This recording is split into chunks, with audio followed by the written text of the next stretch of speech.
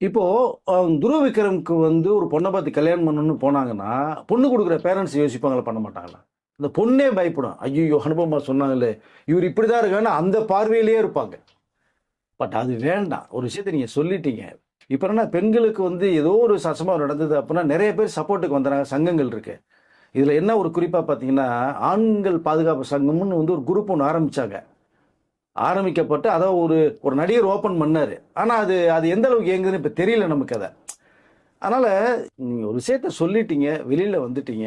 Okay. இப்ப அவருக்கு மிகப்பெரிய ஒரு கொஸ்டின் மார்க்க வந்து உருவாக்கியாச்சு. டிராகன் படத்துடைய சக்சஸ் மீட் கூட அனுப்பலாம்னாரு. அதுதான். அது என்னன்னா, அதான் சொல்றது ஒட்டுமொத்தமாக துருவ விக்ரம் மேல பெரிய ஒரு ஸ்டாம்ப குத்தியாச்சு. ஏன்னா நெறைய படங்கள் வந்து கமிட் பண்ணும்போது கூட வேணான்னு சொல்லிட்டாரு. ஏன்னா அவரு படமே இல்லாம இருந்த சமயமா இருந்தது. இப்ப நம்மளுடைய வளர்ச்சி பெரிய லெவல்ல போகுது. டிராகன் ஒரு சூப்பர் டூப்பர் ஹிட் படம். பிரதீப் ரங்கநாதன் டைரக்ஷன் வரும்னா அது தெரியும் எந்த அளவுக்கு ஹிட்ன்னு. அதுல மெயின் ரோல் பண்ணியிருப்பாங்க அவங்க சனுபமா.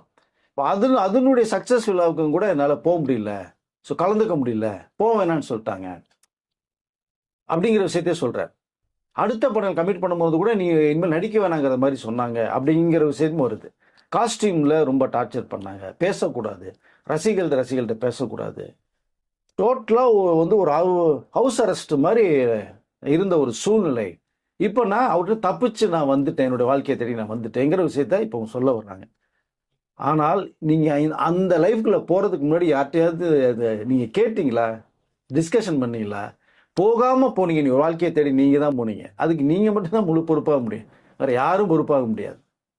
பேரண்ட்ஸுக்கு அசிங்கமாவது சொந்தக்காரங்க அசிங்கமானு சொல்லும் போது நீங்க இது முன்னாடியே யோசித்திருக்கணும்.